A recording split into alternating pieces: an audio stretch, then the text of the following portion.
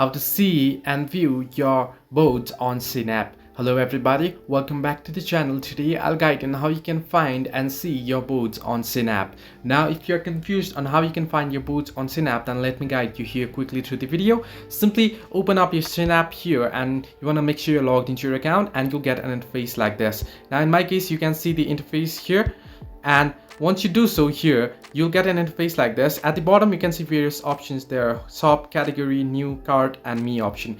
You want to simply tap on the cart option there. Now here, once you tap on cart option, what you want to do is you want to tap on the heart icon. At the top right corner you can see there a little heart icon. Simply tap on it and you can see your items here that you have added to your wish list. And if you tap on the boards option there, you'll be able to view your boards. Now you can either share your boards by simply tapping on the share option, or you can edit your boards from there as well. So this way you can find and see your boards on Shein app. Hope this helped you. Do like and subscribe, and do not forget to leave a comment down below if you have any further issues.